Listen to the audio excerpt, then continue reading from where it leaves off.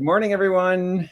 Good morning. Hello. Good afternoon. Good afternoon. Yeah. Good evening. Or good evening. That's right. And good, really early morning for like Nick. That's right. For those down under. Yes, for sure. Good time zone to everyone, as Victor would say. So welcome to another Saturday, another live cast. Welcome to everyone who's here live and those who are watching after the fact on demand. So that's great on YouTube. Like and subscribe, as they say. And we have another special guest this morning. Excellent. We're looking forward to meeting Nick, who's joining us from the Netherlands. How you doing, Nick? Yeah. Hello. I'm doing well. It's 4 a.m. for Nick, so 4 No, p.m. PM. 4 p.m. Oh, afternoon, sorry. Yeah. Oh, Yeah, I'm having dinner that's after this. So. Dinner after. Okay. yeah, you're right. You're right. Well, hopefully we won't be so long that it'll turn into a midnight snack. Yeah. Did you guys have a good week? Yes, busy. Mhm. Yes, pretty busy week. Yeah. Yes. But had fun connecting, doing the connection good. checkers. Me too. Yes. Yes. Good stuff. Yeah. Let's see. So who's joining us? So Hillary's here. Hillary wins the award for first one in an hour and a quarter before the rest of us joined in. And then Murray, how you doing, Murray? From just west of me here. Klaus is here. Victor, Judy Stutz, Tia is here. Chris Ferriolo, hey, how you doing? Thanks for not spoiling Doctor Who last week. There were some major spoilers you could have dropped, and I'm glad you didn't. Thanks for that. June Butka from New Hampshire, how you doing? And Mary Sleppy and Susie Carda, and lots of other people will be joining us as we go through the hour. So yeah, sure. Yeah. So we got lots of stuff to do, and Betsy has places to go because her students are competing. So not competing. It's competing. the end of year flute recital. Oh, it's a recital. Okay, but it's still an important performance. Yeah.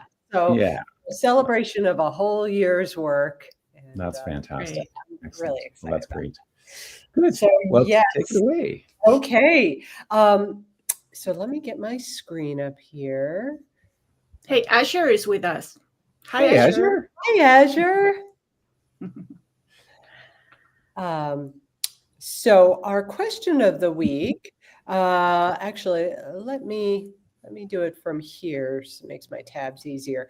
Can you all see question of the week? Yes. Yeah. And we're actually really not going to, we only had one picture, and I am going to show that to you within this thread, but we're not going to, I've summarized the answers. So the question of the week is, do you have Dutch roots? And that is our focus this week. What about you, Greg? Vicki, do you have Dutch roots? No Dutch roots to speak of, unless you go way, way back to royalty, in which case they're all mixed. Yeah. I don't have Dutch roots per se, but I know that my German ancestors come from the same song. Well, Nick would know. It's the Friesland. From Friesland. From Friesland. Yeah. So it's the same area or the same empire it was someday. So yeah, when there were no frontiers, right? No borders, yeah. From that time, from Friesland, right? Well, I think I do. I still need to prove it. My third great grandfather, surname was Ratner, Ratnour. And his daughter was in Canada, and I noticed on the censuses when she was asked to give her background, she would every 10 years she would flip. One census she would be German, and the other should be Dutch. So, but in the little bit of investigation I've done, Ratner was originally Rattenauer. Rattenaur. Nick, is that a Dutch surname? It doesn't sound very familiar to me, but I have to be honest, spelling in English is still like a struggle of mine. So, well, she did. I'm hopeful.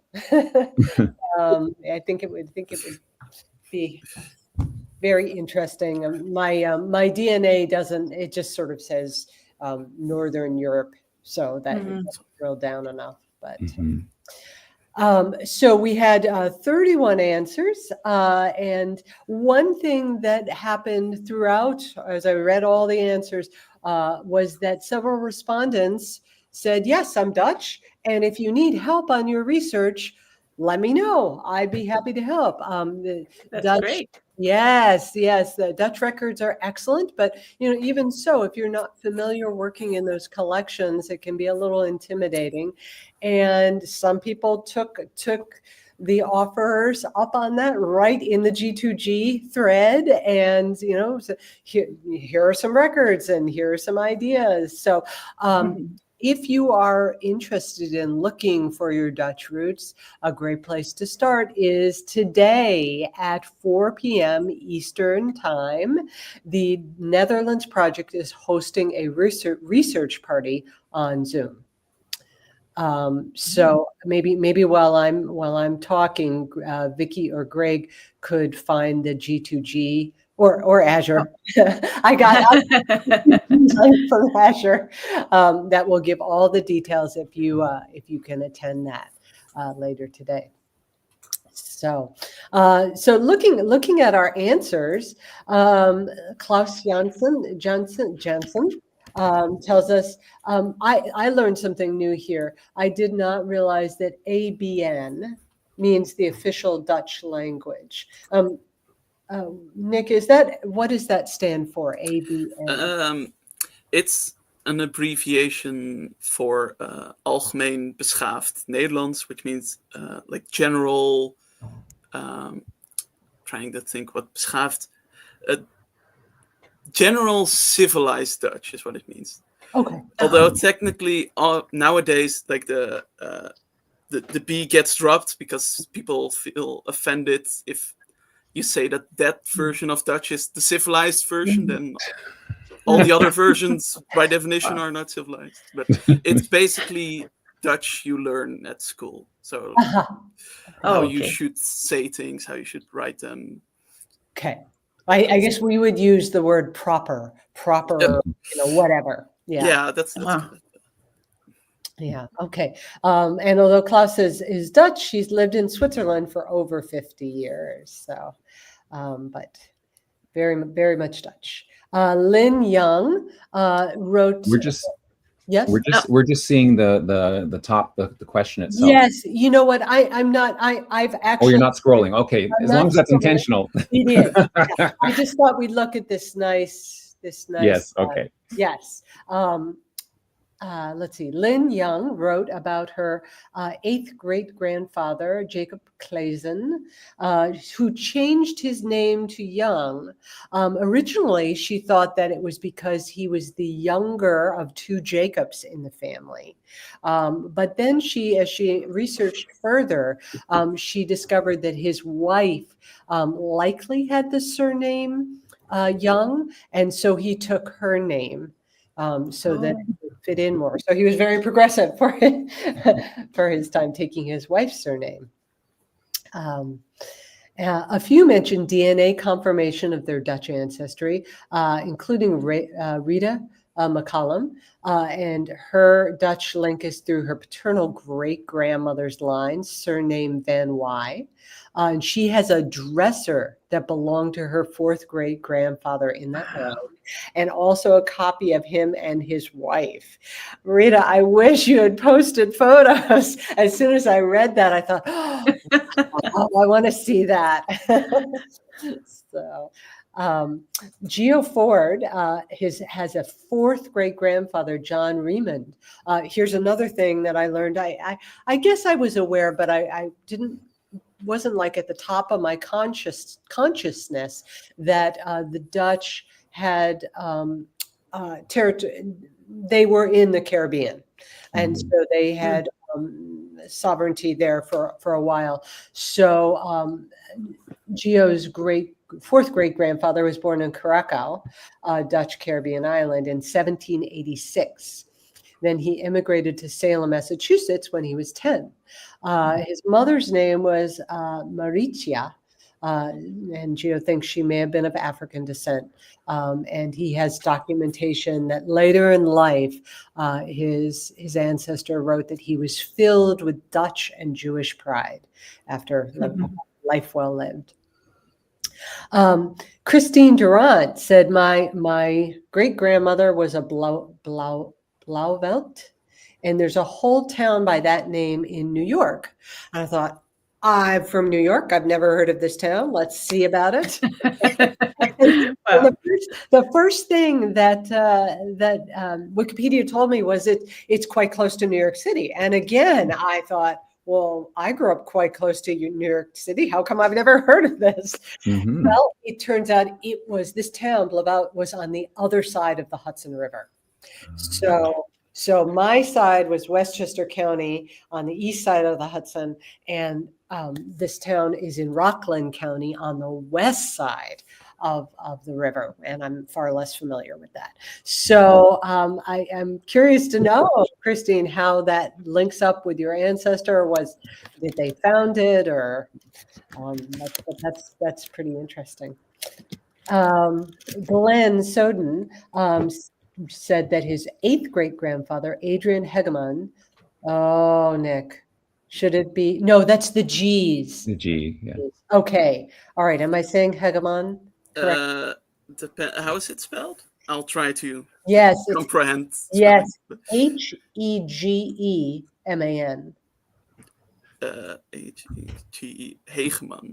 Hegeman. Hegemon. He was, thank you. He was born in 1824 in the Netherlands. Then he emigrated to Flatbush, which is in Brooklyn, and is New York City, of course, at that time was New Amsterdam. New Amsterdam. Yeah. And he was the first public school teacher. Love it. Wow. I love it. That's great. And there is, in fact, a plaque honoring him in a school there. Now, we do have a picture. And I've lost it. I'm sorry. It's all the way at the bottom of this page.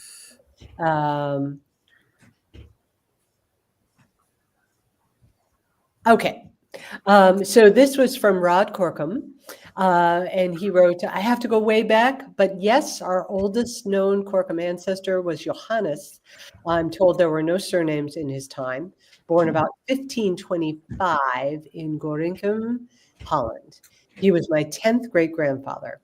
And his son moved to Wessel in what is now Germany.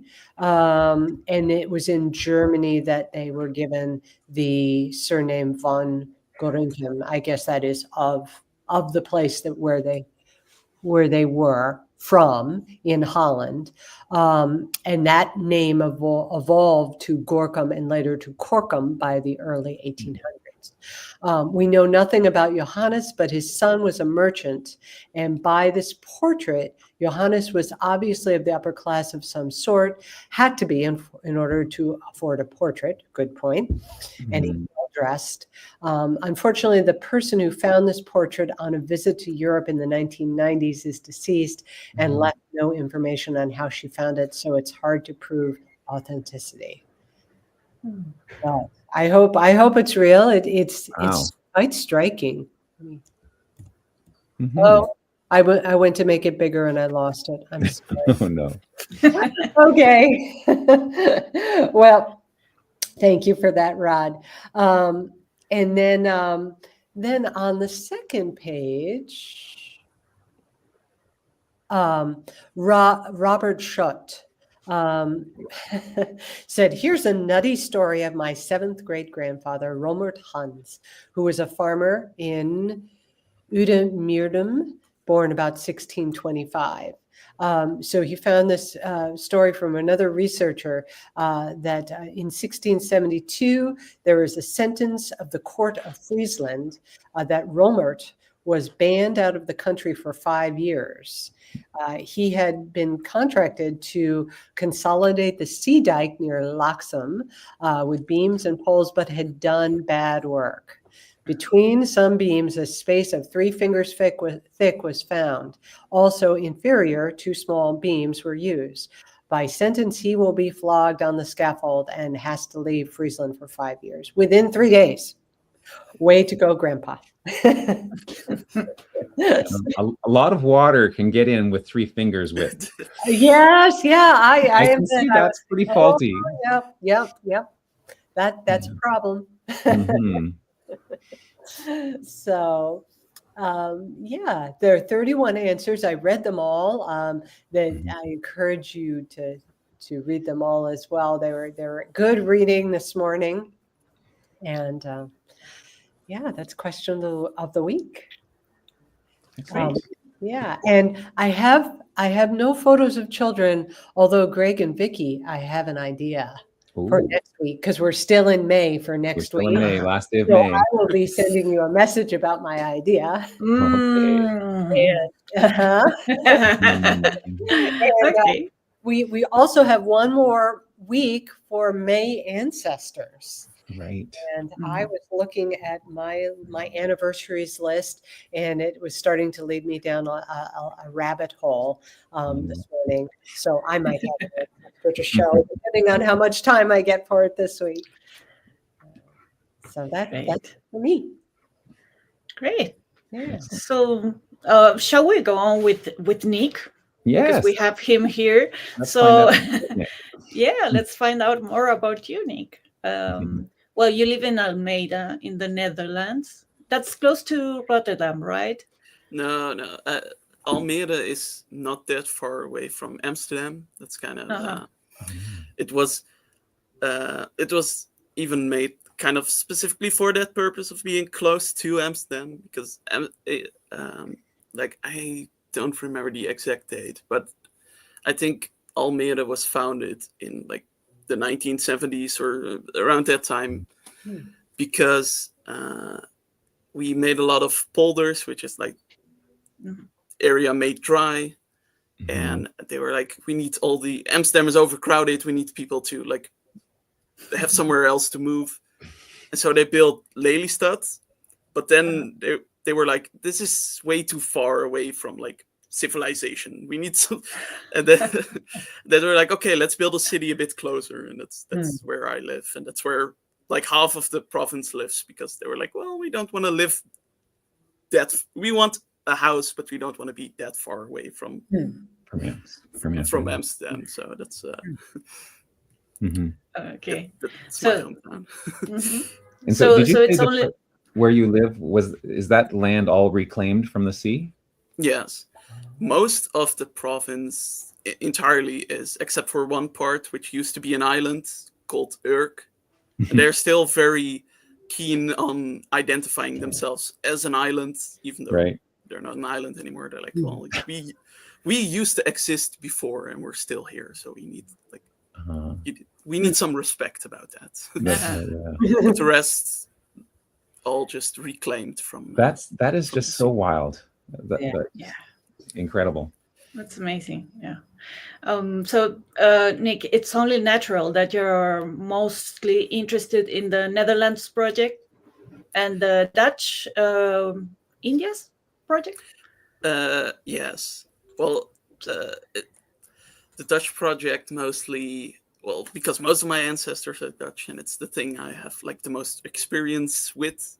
So I also find it very fun to help people with like Dutch research, because I don't know that many different like countries when it comes to genealogy, because I don't have to look at that many different countries. But once somebody else like ventures into Dutch research, like to help.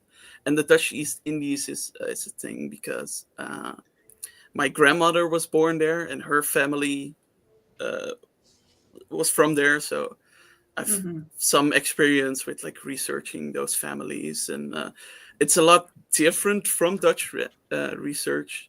The upside is that most of it is in Dutch, so I can like it's easier to read, but you need to look at different sources. Like newspapers are a lot more important to see, like who's the child of who, etc. So, and with that, I also like to help people just because it's a more difficult research.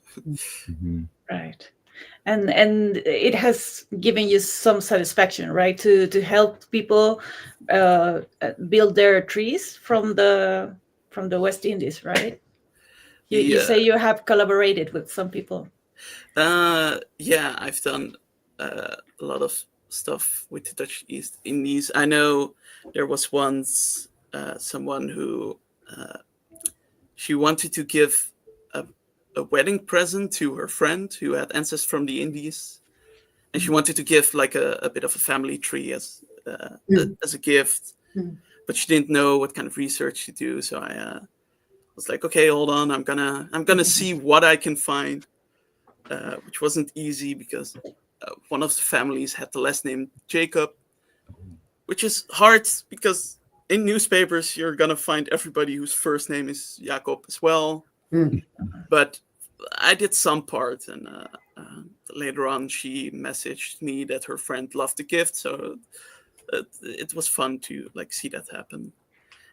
And I remember one other time I was researching a lot of the civil servants in the Dutch East Indies, mostly because I'm interested in history overall, and because these families are more prominent, so connecting to that is always like a bit easier, and it helps connections overall if you can like match somebody to. And she had a picture of her ancestor that I was researching a bit, so I asked her like, what do you know about this person? Are you researching them as well? Is this your ancestor? And she's like, yeah, this is my ancestor, but I don't know exactly where he's born, who his parents are, and I've heard this and that story, but I don't know if it's true. And then I took like an entire day to just go through everything, newspapers, etc. And I said like, okay, he's born exactly here. I think this soldier is probably his father, and here is what he as a civil servant had to say about the region he like controlled for a period of 5 years. And I confirmed one of her stories via a newspaper, and and then she shared some more pictures, and she was like, "Well, if you're ever in North Carolina, you're always welcome." So now I always say to people like, if I'm ever in North Carolina, I'm welcome. So, You have a friend. That's awesome. Yeah, we connect in so many ways, right? Doing genealogy. You were talking about stories. That's what interested you, or that's what got you hooked on WikiTree. Tell us something about how you joined WikiTree and what was that caught your interest by that time. Well, I joined WikiTree I think around 2020. I had been doing genealogy for a few years by that point, because I remember my aunt, she worked at the municipality, and she once gathered a family tree that was like my main paternal line to an extent, with spouses, but nothing more than that. So that sparked my interest in genealogy overall.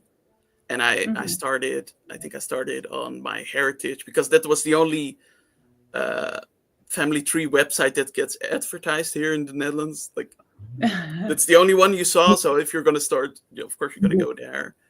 Then later on, I switched to a different one.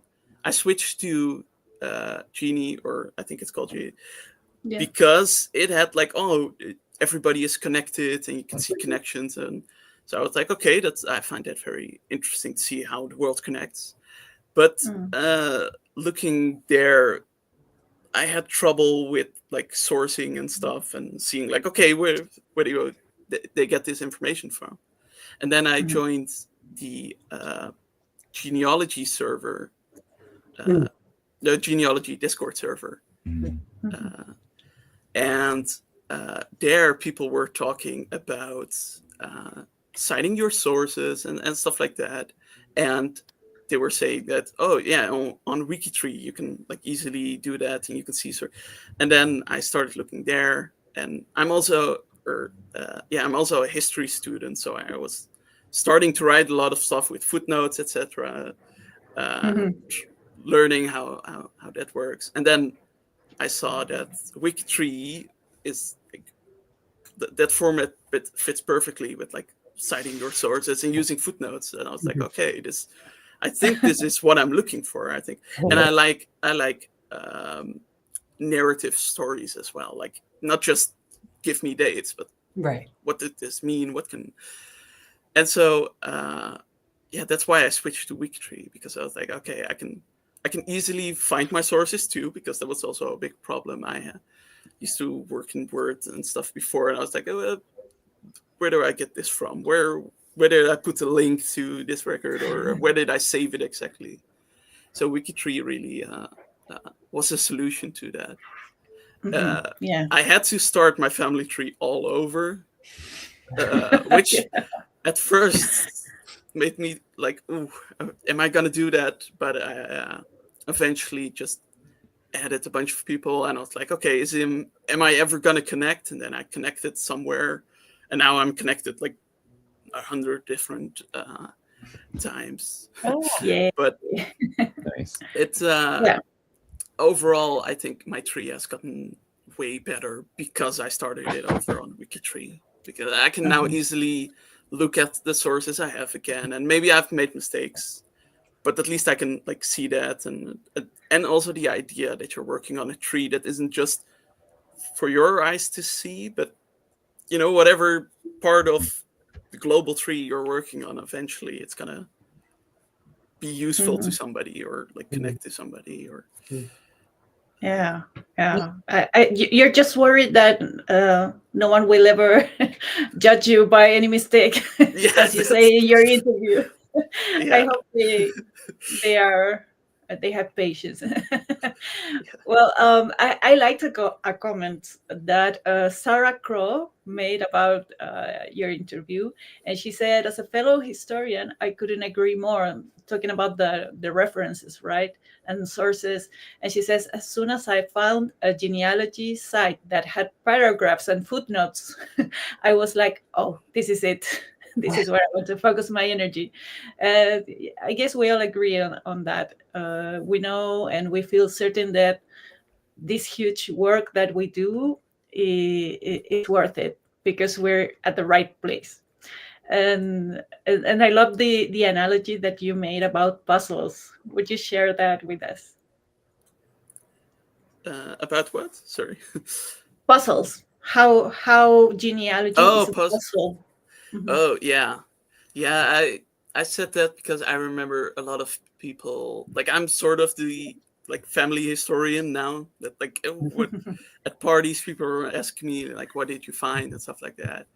And from people that aren't into genealogy, I'll always got the question of like, okay, so when are you done? Like when do you have your tree finished? And well, it's kind of like a puzzle that just keeps on going. You put a new piece in, and then based on that piece, you can see where another piece should go. But like a puzzle without the edge, like it's you kind of figure out where the next piece needs to go, but you don't know where if it's going to be 100 pieces or 1,000 pieces puzzle, and that's also kind of the thing that I love about genealogy, that you can go either way. You can go look at a few people and try to find as much as possible about them, and you can also go as broad as possible and trying to and I try to switch between those from time to time. Sometimes I'm like, I just want to know exactly all the addresses this person lived from like birth to death. And the other times I'm just trying to see. I'm looking at the descendancy right now as well, where I'm like, let's see how many kids this person had, and then he has 10, and I'm like, oh, I wish he had 2. but yeah, it's a fun puzzle. Yeah, I can see you have fun. You have a fun ancestor, your favorite ancestor, and you say he has a lot of interesting stories. And I got to read a little bit of something about a wife shooting at him. Yeah, So I think you owe us that that uh, story. Tell us a little bit. okay. So Franz, he's my favorite ancestor. He was called on his baptism. He's called Franciscus, but from other records, I know he was either called Cis or Siska, which is like just a shortened version of that. Mhm. He was from a town called Os, which is his whole life story is just weird things happening. Like when he was, I think, a few months old, both of his parents got attacked by some neighbor. Like his father got attacked in his home, and then later on his mother got attacked outside whilst milking the cows, and the attacker just stated that like he just wanted to talk or something. So like when he was a few months old, his parents both were attacked. When he was 14, 3/4 of the city burned down. I don't know if his house burned down, but 75% chance that it did. And Wow. he sold wood, or like from what I'm reading, I imagine he like sold planks and stuff like that, so people could like renovate the local church and stuff like that. Mhm. And at one point, he had some debt in another town, so he told one of his he had two workers, or like two assistants, and he told them to like grab a few bags of flour or something like that, bring them outside, I will sell it so I can like pay off what that guy owes me. And then his wife heard that and she was like, no way. And so she grabbed her gun and she went outside and she pointed it at them and she was like, bring it back inside. And he was like, well, let's not argue with her, let's just bring it back upstairs. And then one of the assistants apparently yelled out like, boss, she's shooting. And then they heard a shot and the other guy went downstairs and he saw that like Frances was ducking behind the door and she had like shot the gun. This was in like 1790, I would say, or around that time. So should have started with that, but and then the assistant went up to her and he said like, yeah, you what would you have done if you had killed your husband? And then she said like, I would have done the exact same thing. Their whole relationship was a weird one. Like others testified that she would sell all of his stuff when he was out of town, and then she would apparently his nickname was the Bear, but I don't know why it was the Bear. But apparently she would sell his stuff and then she would say to people like, oh, I've angered the bear or something. And then they would they would later get a divorce in about 1795. It wasn't it was a kind of special type of divorce where we call it divorce from table and bed. So you're still legally married, but you're not obligated to live in the same house anymore. And I only found out that the divorce happened that year. Before that, I found a different record stating that they were at the local market, and his wife, who was called she or Maria, she like had some pottery that she bought at the market, and she hit some guy over the head with it, like some local official of the town. And then that guy went to go inside, and Francis yelled out like, you're not gonna complain about my wife, right? And then he said like, well, she hurt me. And then Francis replied, well, she's an evil woman anyways. But then the official went to speak to like a judge or whatever who was his father-in-law, and then Francis walked in and he said, why are you complaining about my wife hitting you? She hits me all the time, but I'm not complaining about that. and then they said, well, didn't your wife once get angry at a guy, grab her gun, try to shoot him, and you had to restrain her so the guy could escape? And that's just how the document ends, dude. Like, Wow. And then they got the divorce, but she complained about the divorce agreement because she said that she signed it, but she can't read. And then Francis, his daughter, wanted to hire a guy to then kidnap her, but the guy said no. And then she went to the court trying to convince a bunch of people to say that Francis was crazy. But then they all testified that no, Francis is not crazy. Maybe she is. It's Wow. and then there's also stuff where he would like steal potatoes, and Wow. he was also part of the Shooters Guild. And then there was a meeting, and some guy walked in, and he was like, "Well, I know there's a meeting. Can I enter?" And he said, "Yeah, sure." And then the guy walked in, sat down, and was immediately asked by somebody else if he would leave. And so they got mad at him, and then big fight. And I'm so surprised you know all this stuff. Yeah. But actually, Yes. Nice to meet you, Nick. Congratulations again. I'll see you guys later. Have fun at the see you, recital. Betsy. Oh, wow. Nick, It I'm sounds like surprised. Are there soap operas in the Netherlands, Nick? you have one or two, but it sounds like this is it could be one of those. This could be one of those. It's Yeah. it will be really fun to read that bio. Yeah, it's just the reason I haven't put that much of it on WikiTree is just it's a lot. Like I have it in a Word document, and the Word document is over 100 pages. Also a bunch of stuff about him buying and selling land. So, but it's more of just it's so much. What am I gonna like put on WikiTree? You know. Wow. But most of it I've found via he was from North Brabant, which is like a southern province, and their archive is very good at digitalizing and also indexing stuff.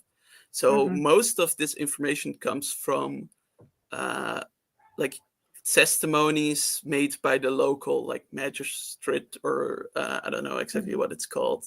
Like so, like at town. Yeah, it's sort of court, but the court consists of just like the people that run the town. Right. But that's where I get most of the stuff from. And then there's also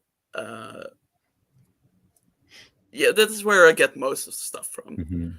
Which some things are taken with a grain of salt. When like there's was one point where some guy said he owed him money, and then there's a bunch of testimonies he had made where they were basically saying, well, the other guy that says he owes him money, he's drunk on every day of the year.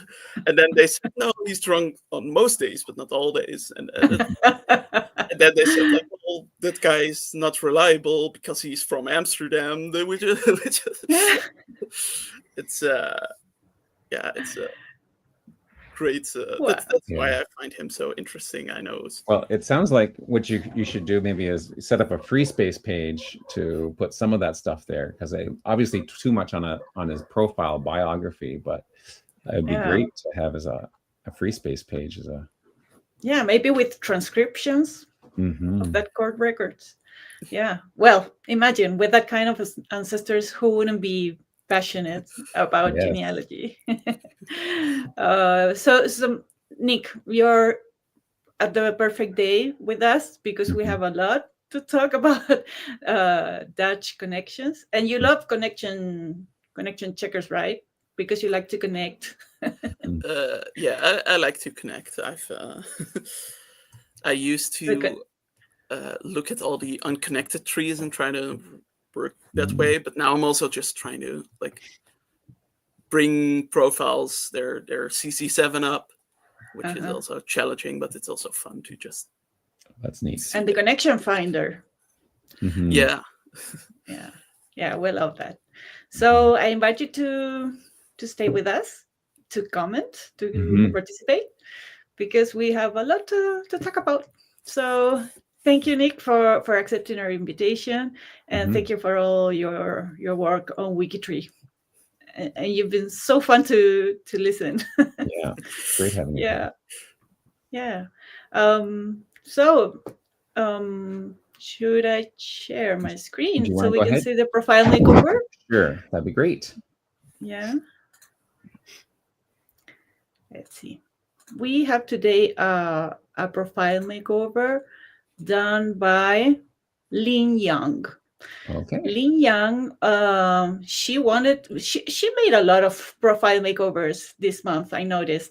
But we're going to watch, we're going to check Arnett. This is the ID. This is someone who died at sea during the World War II. So we don't have a before picture, but this is the after. We have a beautiful background photo, and unfortunately, Lynn forgot to upload the before photo. But we have a backlog of changes, so we can see, and I can really check what Lynn did. She did a ton of work, and this is all during this month. So you can check everything she did in May. She uploaded a lot of photos, and we have her last change was in February, so I can see and check. We all can do that. In case you didn't know, I'll show you then the icon. We can see she put categories, formatted. Even Darren, our friend Darren Kellett, helped here, making an edit. Lynn edited the bio, adding sources.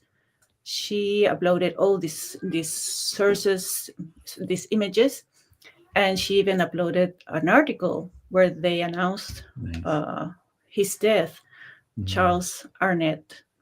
And we have records, military records. We have certificates, compensation records. So I can totally see what she did. A lot of work. And when you're in a profile, remember in this bar, the sticky bar.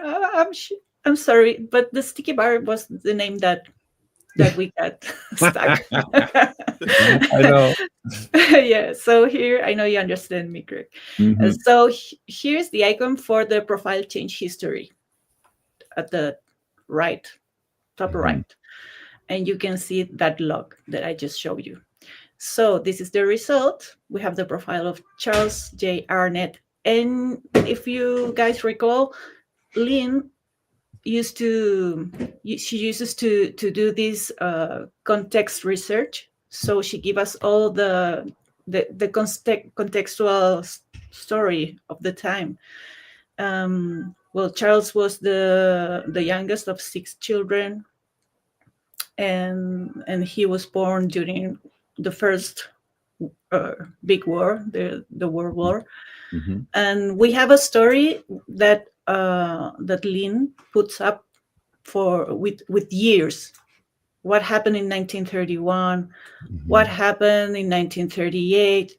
So it's really organized, and it's fun to read, and you can also learn about history and everything that happened to Charlie. Well, he died. His squadron was in the Philippines, and that's where he died. He was he died at sea, and this is a beautiful way to honor a hero. So thank you, Lynn, for this beautiful makeover. A beautiful profile, and let's take a look at some of the pictures. The first thing I asked myself was Charles related to Lynn? What's their relationship? And how can you know that? Well, Lynn is the profile manager. So you see this icon right here, and you can see the connection between them. So what's the Oh, that's connection? Oh, my mouse is not helping. Oh no. There. So this is the connection. And I like to, they're really connected. That's the first thing. I like to see the reverse view. Yes. That's something that you can do. We have learned about that. Mhm. And here you can get an idea, or it's easier for me, but this is better. I like it better. Me too. So we can see that Charlie was her grand uncle. He was married to her grand niece, Lenore. Mhm. So there we see the connection. We have Nice. that.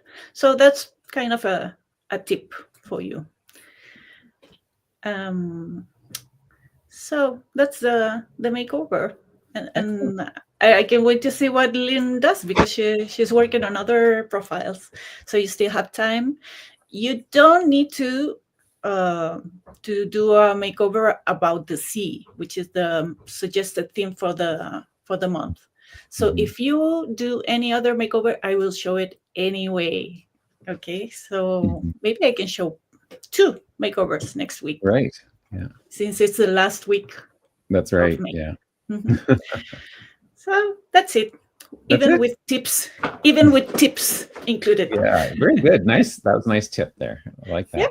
I hadn't noticed that. Well, no, I think I had noticed it once before, but I forgot that you can do that connection between the profile manager and the profile that you're on, which is really helpful, because I've looked for that before, or I've wanted to know that, and I've always gone to just the find my connection and then put the name in. But this is much more efficient to do it that way. Yes, you can do it from this menu. Right, you right there. find connections, and then you can put the 2 IDs, and you can find any connection between 2 IDs.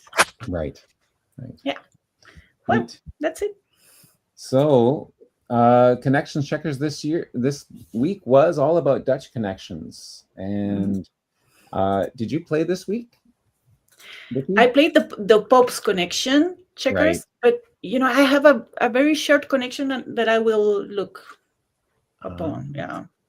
Okay. I have some work to do. Right. What about you, Nick? Did you play connections checkers this week? Did you verify one of those? No, I think somebody verified part of mine. At least I got mentioned somewhere, like, I looked at your connection to Neat. But I just looked at, like, okay, how far away are these people? And some of them are pretty close. I found out that at least I should check this line, because it goes to like 16 something. But the connection to apparently Matahari would be a distant cousin of mine, apparently. Wow. Nice. I saw that. And the other ones. Wow, I'm curious. I'm curious about your connections, because we're always so distant. Yeah. And there'd be lots of stories there too. And Yeah. the other ones, I don't know. I think Anthony Fokker should not be that far away from me, given that he is from the Indies. So I'm guessing his cousin married a cousin of mine, or okay, good. Well, I didn't play this week, but I did finish last week.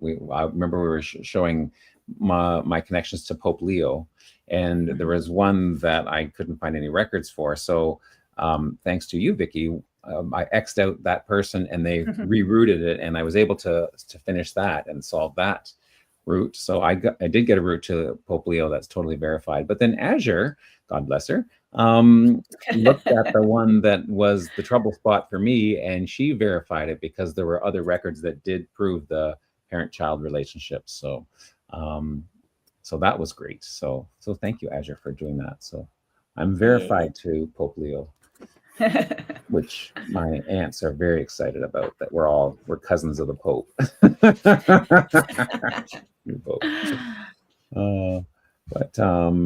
So here is the list. So my connections, my closest is Romeo Dallaire, which isn't so surprised, because even though he has Dutch roots, he also has French Canadian roots. So that is how I'm connected to him. And let's see. I didn't actually check how many are check marks. There's not too many that just need to be verified. I bet you those records exist already. And just one marriage. And just one marriage, yeah. Yeah. Well, in fact, I think when we go to his profile, I am actually a cousin. So there is a route that goes directly from through cousins or through all biological side. So that's kind of neat. But we'll start with the top of the headliner, the most famous Dutch profile that we're talking about this week is Vincent Willem van Gogh. Van Gogh. How would you pronounce his last name? Van Gogh. Van Gogh. Yeah. Van Gogh. Oh, right, with the G, right? Van Gogh. Okay. Vincent Willem van Gogh. Van Gogh. Okay. I'll try and get that right. Born 30th of March, 1853, Zundert, Noord-Brabant, Netherlands. Is that how would you pronounce that? Zundert, Noord-Brabant, Nederland. Okay. So he's from the same province as Francis, but he's from the western part, so it's still. Okay. Died in 1890 at the young age of 37 in France. Auvers-sur-Oise, Seine-et-Oise, France. So, of course, he's considered one of the greatest Dutch painters ever after Rembrandt. Though, sadly, he did remain poor and he was virtually unknown through his life. I think lots of people are probably familiar with his life story because it is a tragedy and pretty famous. But he was born Vincent Willem van Gogh. On March 30th, son of Theodorus van Gogh and Anna Cornelia Carbentus. His father was a preacher. His mother was a moody artist, which he kind of took after. Sadly, he was born exactly 1 year after his parents' first son, was also named Vincent, was born, but a stillborn, so at birth. So that's a tragedy for any family, and being born like exactly 1 year later, named the same thing, kind of sort of, I can see that putting a pall over your life, sort of starting off in dreary circumstances. But he did go to school and learn several languages, so that's very cool. That he was interested in languages and whatnot. But he had to go to work early because his father's income was reduced. Worked at an art gallery in The Hague. And got tired of art. That's funny, interesting. Got tired of art, then switched to theology. Wasn't impressed by Latin. Didn't think that was going to reach the poor very well, which is probably true. So he preferred to minister to people in their own language. Eventually, did make it to into art. Found that art inspired him more. The Académie Royale des Beaux-Arts in Brussels. And that's where he first painted this. Where'd it go? The Potato Eaters. One of his first painting to be of fame. Of course, he devoted his life to art at that point. His brother, he tried to get his brother to help sell his paintings. They got people to see them. Some said they liked it, but they still wouldn't buy his paintings. And of course, he began to decline physically, mentally. There was the incident where he cut off his ear and delivered it to, let's see. Yeah, here's a excerpt of that. At 11:30, a painter appeared at the maison, asked for a girl named Rachel, and handed her his ear. Can you imagine that? Someone appearing at the door and saying, "Here's my ear. Hold on to that. It's going to be important. Keep this object like a treasure." I mean, who's going to take someone's ear and as a treasure? Not not surprisingly, he was taken to the hospital and then admitted, involuntarily committed. I mean, that's so the poor guy. Anyway, suffered with mental illness, which is, you know, which is very sad because he was obviously had lots of talent, just oozing with talent throughout his life. Starry Sky, love that painting. And anyways, eventually passed away. 1890, and buried in the cemetery next to his brother. So, a sad thing. And the irony, of course, is that shortly after he passed away, then he became famous, and then his paintings sold. But it's too late for Vincent to have any advantage of that. Anyways, moving on to the next profile, something a lot more exciting, because M.C. Escher, also an artist in a way, but also a mathematician, just because of the way he designed things. So he's a Dutch graphic artist, Maurits Cornelis Escher. Correct my pronunciation. I would say Maurits Cornelis Escher. Maurits Cornelis Escher. Okay. Born on the 17th of June, 1898 in Leeuwarden, Friesland, Netherlands. Died at the age of 73 in Noord-Holland, 27th of March, 1972. Graphic artist, made mathematically inspired woodcuts, lithographs, and mezzotints. I've never heard of mezzotints before, but that sounds pretty cool. I guess it's just the medium in which he's designing and painting. Or he's the son of Georg Arnold Escher and Sarah Andriana Gleichman. They moved to Arnhem, where he attended primary school. He was a sickly child, but he excelled at drawing. He took carpentry and piano lessons, piano player, so that's very cool. Then he went to technical college, the College of Delft, learned to draw and make woodcuts. He studied architecture, which kind of makes sense when you see some of his drawings. He had a persistent skin infection, which is sad, because that wouldn't have been fun. Traveled through Italy and Spain, inspired by the Italian countryside. It is beautiful. And the Moorish architecture of the 14th century Alhambra. Returned to Italy, lived in Rome, met a woman, a Swiss woman, and they married and had 3 children. And he traveled frequently, lived last of his days in an artist retirement home in North Holland. So here's some of his pictures. So the famous picture of the hand drawing the hand sort of thing. The one thing about his art is that it's impossible in a sense, right? It's because you follow up, and then at some point the perspective changes, like it changes 90 degrees from reality. So you end up at one point going upside down if you follow the staircase. It's really an optical illusion, but mathematically it's really cool. Impossible. It's impossible, yeah.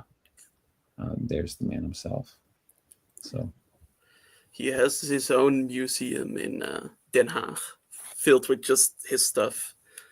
A whole museum? Yeah, he has a whole. I Great.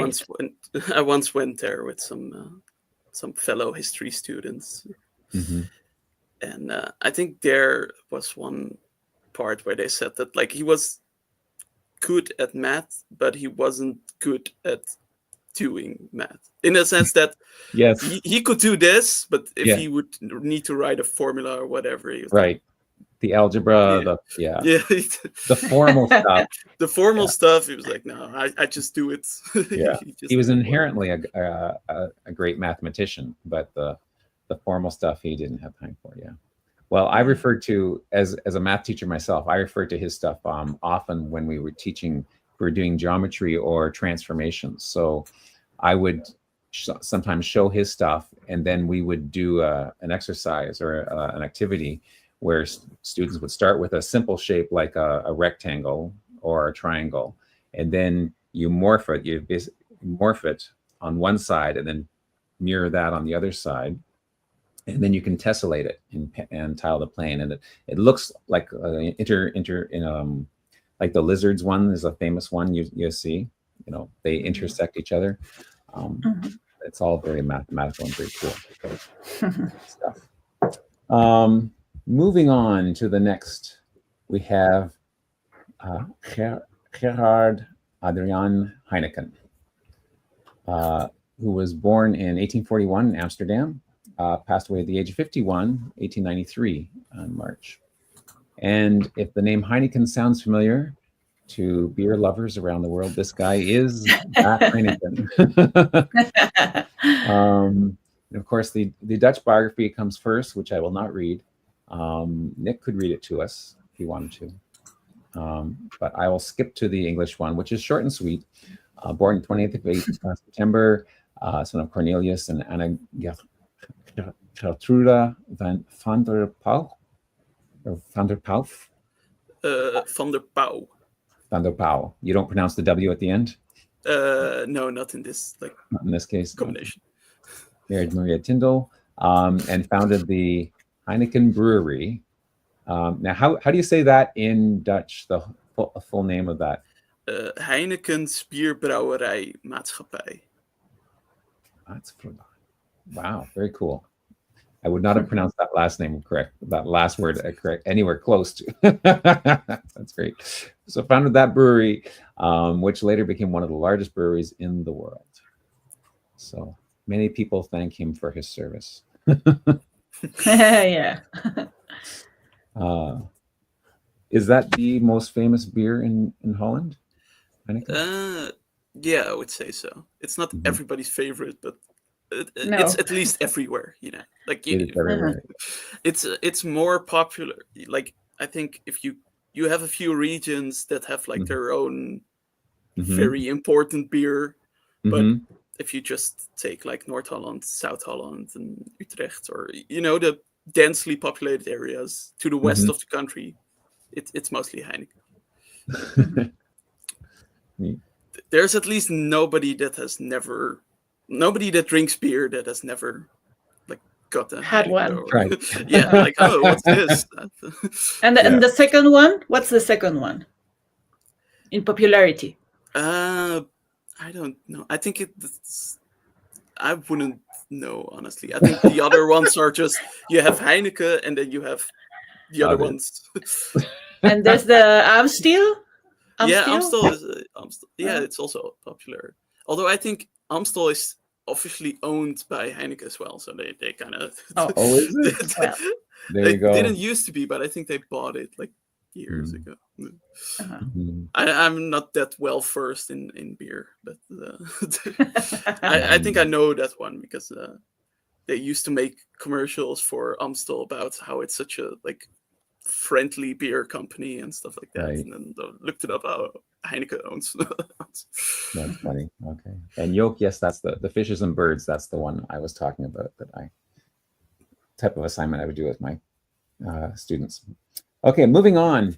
Hendrikus Magdalenus Bruna was a Dutch author, illustrator, graphic designer, widely acclaimed for his work as a creator of the popular children's book series Miffy.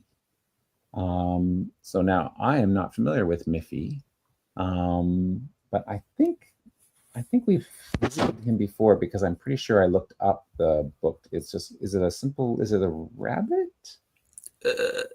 Yes. Miffy? Or bunny. A small white rabbit. Okay. Yeah.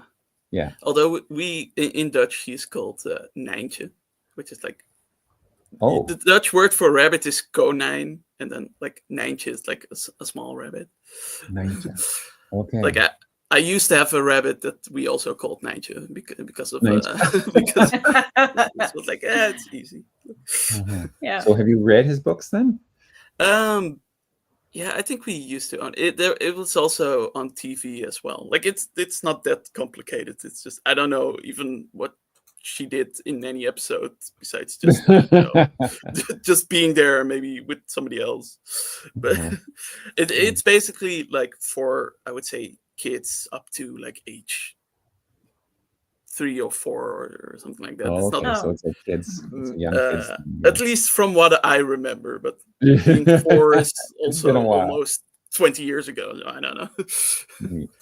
So he initially, Hendrikus, began his career in drawing before his father forced him to go to secondary school. That's interesting. Eventually attended art school in Utrecht, where he studied design and illustration, worked with a publishing company, and which was founded by his grandfather, and created cover art. And then that's how he gained success then with the creation of his character Miffy, or Ninja. I'm thinking like nunchucks is what I'm saying, but that's a totally different thing. Ninja, Small White Rabbit. His first book was published in 1955. Series over 85 million copies sold. That is huge. That's pretty popular. Lots of accolades through his life: the Golden Brush Award, the Silver Pencil Award. He's a knight. He was knighted by Queen Beatrix of the Netherlands, and passed away in 2017 at the age of 89. Go to his Wikipedia page here. We can see. We don't see. I just googled Miffy. There we go. Yes, and it's really known. Yeah. Yeah. Very simplistic, right? Yeah, but neat. So then, moving on, here's our Canadian content for the week: is Romeo Dallaire. He is a distant cousin of mine. And he's your closest. Then my closest, yes, at 14 degrees. And what was your? I meant to ask, or maybe I asked, and I just didn't wait for the answer. Vicki, who is your closest? Mine is Willem van Oranje. Okay. And what about you, Nick? And I'm 18 degrees away. 18 degrees, that's good. Mine, I think it was Matahari, but I need to. Oh, right. You were saying Matahari was probably the closest. Yeah. Yes. Yeah, I think so. That was like 15. Or is there somebody? Oh no, somebody's 12. Yes, Anthony. Anthony Gerard Fokker is the closest one. Oh, okay. Wow. By 12. Like I said, via the Indies, it's via the Indies. Yeah, nice. Once you get there, it's yeah. So Romeo Dallaire was a celebrated advocate for human rights, especially in regards to children, veterans, and the prevention of mass atrocities. He's a general. He was a general in the Canadian Army, respected government and UN advisor, and former Canadian senator. Born June 25th, 1946, in Dennekamp, Netherlands, son of Joseph Louis Romeo Dallaire and Catharina Vermeysen. His father was a staff sergeant in the Canadian Army. His mother was a Dutch nurse. Born in 46, so right at the end of World War II, or just afterwards, I guess, actually, technically. He was 6 months old when he immigrated back to Canada with his mother after his father had been reassigned back home. Grew up in Montreal. He entered the military in 1963, graduated from the Royal Military College in 1971, and was commissioned to the Royal Regiment of the Canadian Artillery. He became a brigadier general, and then in 1993, one of his most important jobs was he was commissioned as the Major General in command of the United Nations Assistance Mission for Rwanda. So helping to try to end the Rwandan Civil War. And they reported on the pending genocide at that point. So that's they refused to request his. He could tell that the genocide was about to happen. The UN refused his request to intervene, and they eventually withdrew the peacekeeping forces. But he disobeyed the command to withdraw, and he remained in Rwanda with a small number of soldiers to try and protect those who sought refuge. Very, very important work. He continued to serve when he returned to Canada, retired with the rank of Lieutenant General, and Prime Minister Paul Martin appointed him to the Senate in 2005. He established an institute for the children, peace, and security, dedicated to the end the recruitment and use of child soldiers, and he wrote several books as well. One of the things that is impressive about this man is because he suffered from PTSD from what he saw and witnessed in Rwanda, but he was open about that and shared that battle with the world, as opposed to just hiding it and not talking about it. So yeah, his courage and leadership during the Rwanda mission earned him the Order of Canada and the United States Legion of Merit, among other. He's also in the Canada's Walk of Fame. So very impressive, his work and his service. And there we go. I think Murray said that he was also closest to Romeo Dallaire. Yes. 16 degrees. 16 degrees. Very good. Anthony Herman Gerard Fokker. Did I get that pretty close? Anthony Herman Gerard. Anthony Herman. Okay. Born the 6th of April, 1890. Kadiri, Oost-Java, Netherlands, India. Indian Netherlands, I guess. Netherlands, Indies. In the Netherlands, Indies, yeah. Okay. Yeah. Died at the age of 49. That's pretty young. 23rd of December, 1939. Okay. And that last name, if you're thinking airplanes and you're thinking of the right person, of course, the banner might give that away as well. Yes. That's sort of a hint as well. So he was a Dutch aviation pioneer, aviation entrepreneur, aircraft designer, aircraft manufacturer. He produced fighter aircraft in Germany during the First World War, such as the Eindecker monoplanes and the DR-1 triplane and the D-7 biplane. I think it was his. It was a Fokker airplane that the Red Baron flew in the Peanuts cartoons when Snoopy was fighting against the. Wow. I don't know if you remember. If you ever watched, are you familiar with Charlie Brown and those cartoons? Yeah. Yeah, I know. Okay, so when Snoopy would imagine that he was fighting, he was a World War I or a fighting ace. I thought the Red Baron flew a Fokker airplane. Oh, let's see. Someone's going to Google that, anyways. I'm Googling it. I'm doing it. Anyways, he was born in 1890, got married in 1919, and then married again in 1927. Sadly, his wife died from a fall from a hotel suite window. And they thought it was a suicide, but apparently she had vertigo, or it was changed to vertigo victim. Interesting. He passed away in 1939. No, is it 39? Yeah, 39. Oh, in 39 at the age of 49. Pneumococcal meningitis after 3-week illness. So that's sad. That meningitis can just sneak up on you there. That's sad. But great picture of him there, though, eh? Yes. With his flying goggles. And look at that lovely fur coat. Wow. Yeah, it's cold up there. Yeah, and it was a Fokker triplane. It was. Okay. A triplane, yeah. A triplane, wow. Mm-hmm. Well, he was the Red Baron after all. Okay, and next closest, Margareta Gertruda Zella, also known as Matahari, born in 1876, Leeuwarden, Friesland, Netherlands, died at the age of 41 in 1917, October, in Vincennes, Val-de-Marne in France.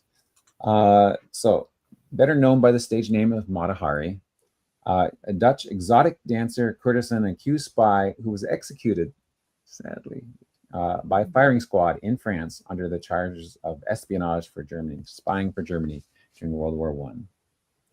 So she was born in 1876, married in 1895 with Rudolph MacLeod, an officer in the Royal Dutch Army, from Indonesia. So in the Dutch in Dutch Indies, and they had one son and one daughter. After she divorced, so then I guess she thought her life was dull, so she wanted to do something different. She needed to earn more money. She became a circus horse rider. That's, like riding on top of for a circus, a painter's model, exotic dancing, and that led her to become a successful courtesan. The Deuxième Bureau offered her money, oh my goodness, to seduce the Crown Prince Wilhelm, which apparently she was never able to accomplish. Then they gave her some information that they figured confirmed her acting as a double agent, and that's why she was arrested and then tried and eventually executed as a spy. So somewhere here,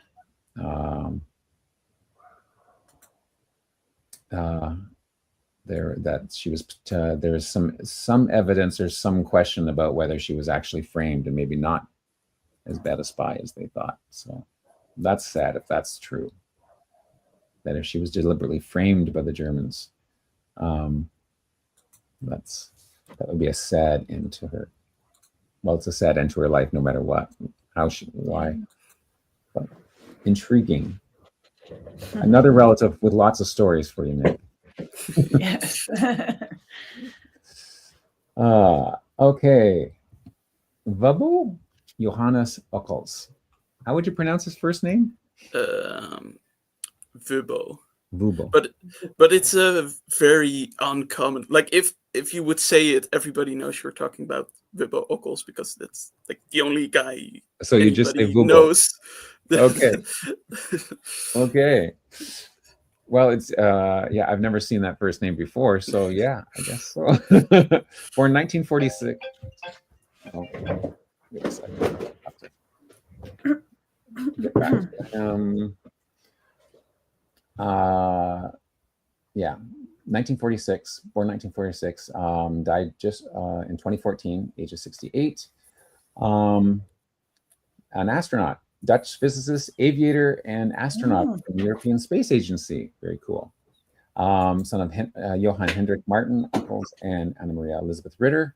He was selected by NASA to join the group who would eventually go up to the European Space Station as a Dutch payload specialist.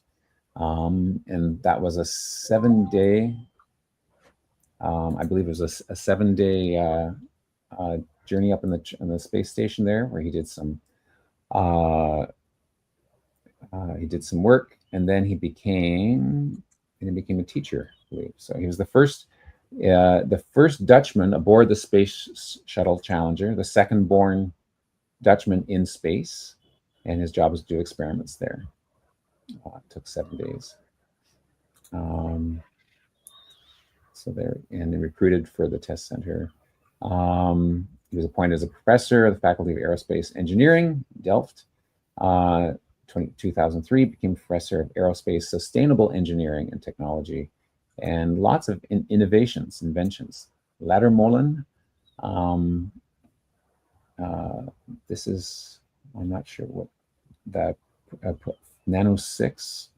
One of his car, is it a car or a bus, or what is that? I think it's a solar-powered car. Solar-powered car. Because Yulka is telling us that he was also very active in solar-powered car races. Maybe. Yes. Yeah, he became all about sustainable, economically friendly. So here's a sustainable sailing ship that he built. Yeah.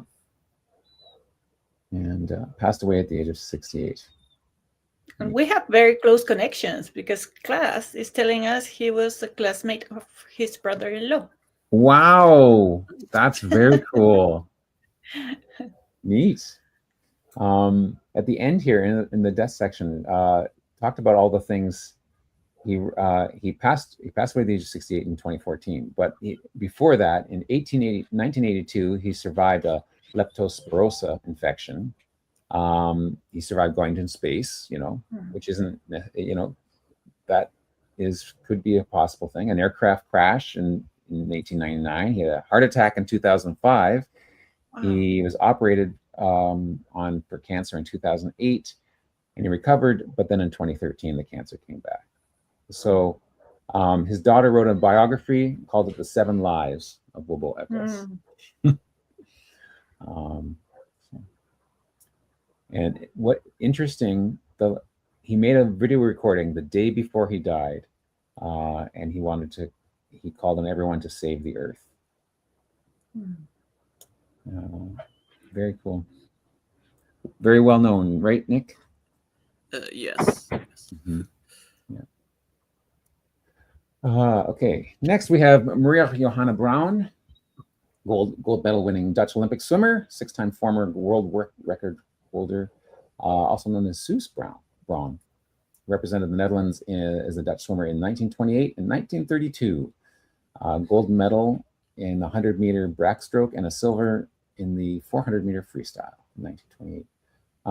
Interesting. She failed to reach the finals in 1932 because of a sudden illness. And it says here there's a suspicion that the illness was linked to illegal gambling. Oh, that's interesting. Anyway, she set 6 world records, 25 national records in swimming, and she's in the International Swimming Hall of Fame. Then we have Cornelia Arnolda Johanna ten Boom, or more popularly known as Corrie ten Boom. Dutch Christian, helped, along with her father and other family members, helped many Jews escape the Nazis in the Nazi Holocaust during the World War II. For that work that she did, she was imprisoned for her actions. She wrote a book called The Hiding Place, which describes that ordeal. Her father was a watchmaker, and she became the first licensed female watchmaker in the Netherlands. So that's kind of neat. Always nice to see when there's a first. She and her sister never did marry, but and until their arrest, they lived their entire lives in the little home in Haarlem. She ran a church for mentally disabled people, raised foster children, and was extremely active in charitable causes. Her whole family helped protect Jews during the Nazi occupation and began the Hiding Place. Unfortunately, they were captured. But she survived. Where is here? For her efforts to hide Jews, she received. In the end, she received a recognition from the Yad Vashem Remembrance Authority, and was given the title "Righteous Among the Nations," which is a very impressive honor. Yeah. And she lived to a ripe old age, 91, died in 1983 on her birthday. Look at that, in California. Wow. Then we have Johan Diederik van der Waals, born on the 23rd of November, 1837, Leiden, Zuid-Holland, passed away at the age of 85. And he is known,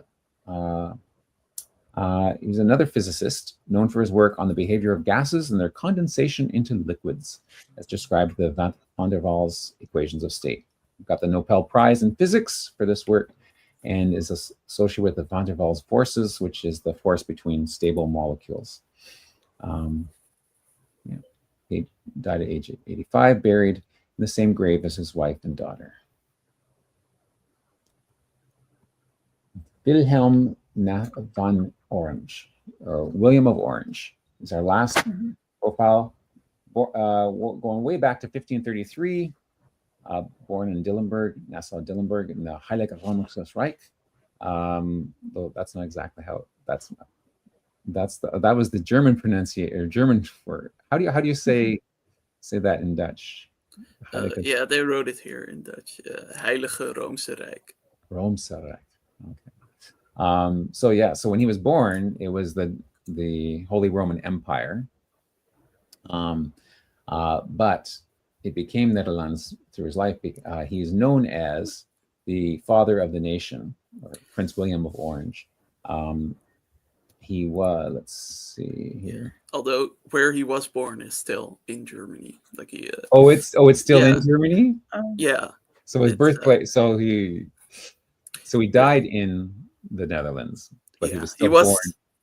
He was majorly involved in the Dutch revolt, but he did own possessions in the Netherlands as well. But he himself, his branch of the family, like, is from Germany. And it's from Germany. Okay. Yeah. Which is always the thing of like, well, the even like our national anthem is basically told from his point of view. So it starts with like William of Orange, am I of German blood? And then I've always honored the King of Spain, and people, or at least some people, are always like, well, okay, the father of fatherland is German, and the anthem says we're German, and we're loyal to the King of Spain. But yeah, it's. So there's. Sounds like there's some issues there. Yeah. So. German prince, but he was made the Prince of Orange. Now, Orange itself is in the Netherlands, right? No, that's in France. In southern it's in France. Really? Okay. It's but he was made governor of Holland, Zeeland, Utrecht. Those are all Dutch. Yes. Okay. And then he became a leader of the noble opposition. But then he was, where is it?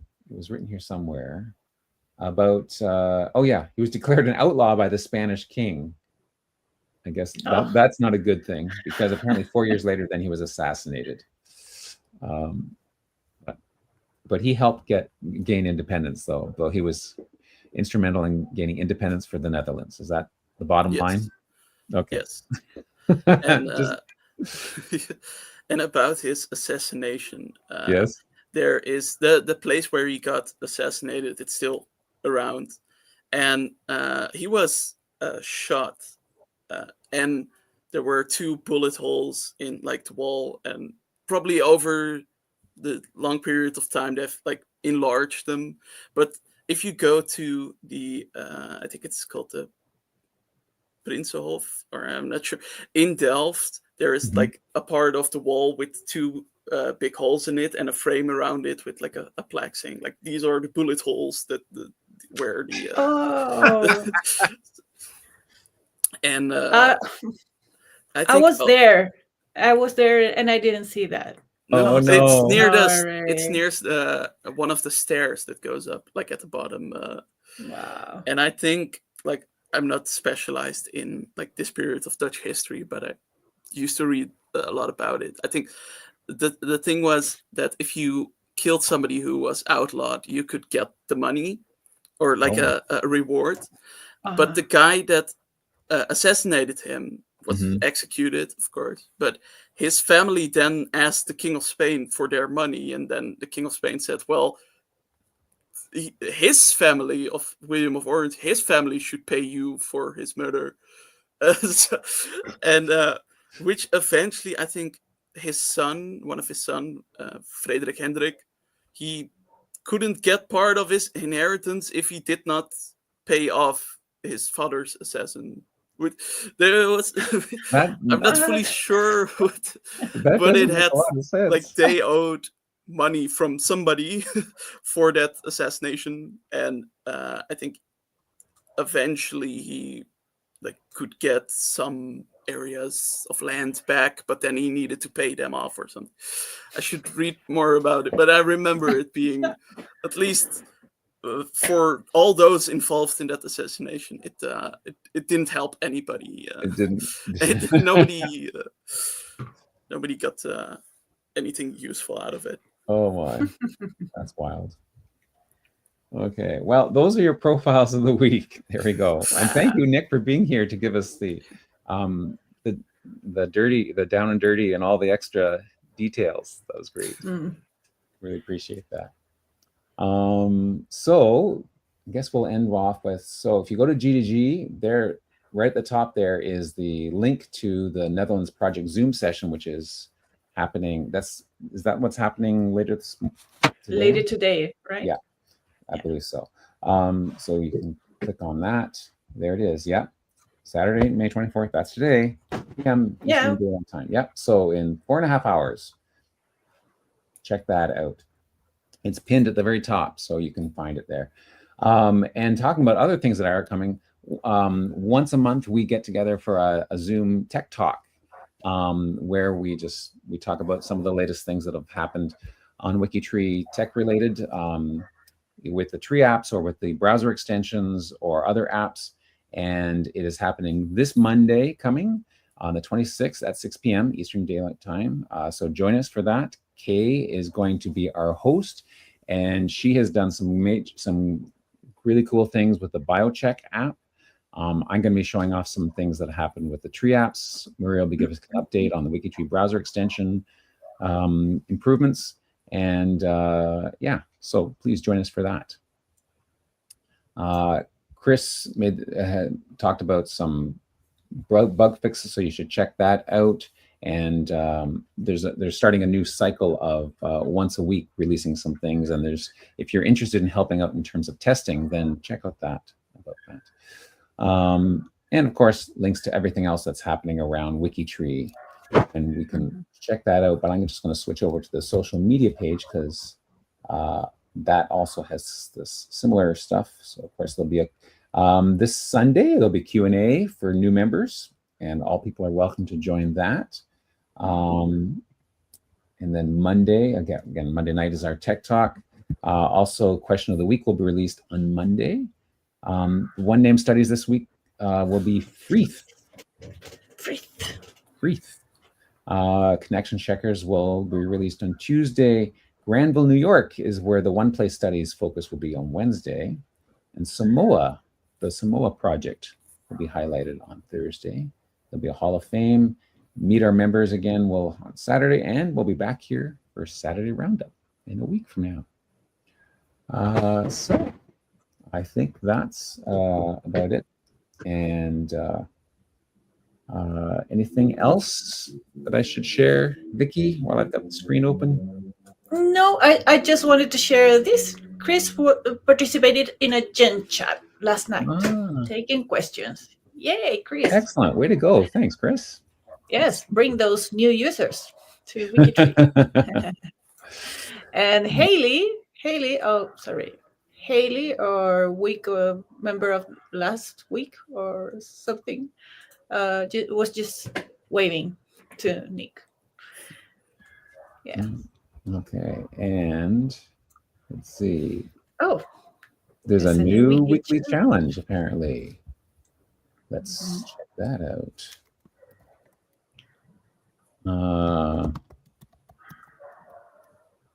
Let's see.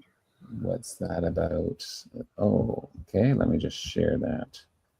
History in the Headlines, Haley Atwell edition. Oh, that's funny. I just watched a show that had her in it, which last night. See, I'm excited to launch the very first of hopefully many History in the Headlines challenge, a new series that connects today's headlines with the past through our shared family trees. This weekend's headline figure is Haley Atwell. Eowyn has come with this. So Haley's back in the spotlight. So your mission is to check out her family tree and improve what you can. Add sources, expand biographies, or connect family members. Can you trace her line further? Can you find any interesting ancestors or connections? Share your findings. Let us know what you worked on and what you can find. Oh, very cool. Very cool. Yay. Neat. Okay. Well, thanks for sharing that, Asher. I missed that. Yeah, thank you. Very cool. And she's starting with 47 connections. So there's a lot to do. So there's lots of room for growth. Excellent. Yeah. Super. Well, thanks again, Nick, for joining us today. It was great having you here for for your interview, but for the whole thing as well. So I'm glad you stayed. Yeah, it was great to meet new people as well, and that are also enthusiastic about WikiTree. Yeah, and I think a lot of them are going to ask you for help, maybe about their Dutch profiles. Yeah. Yeah, it's good to know we have a Dutch member. Excellent. Yes. Excellent. Well, have a great day, everyone, and we'll see you around. Okay. Yeah. Mike. See you next week. See you next week. Bye.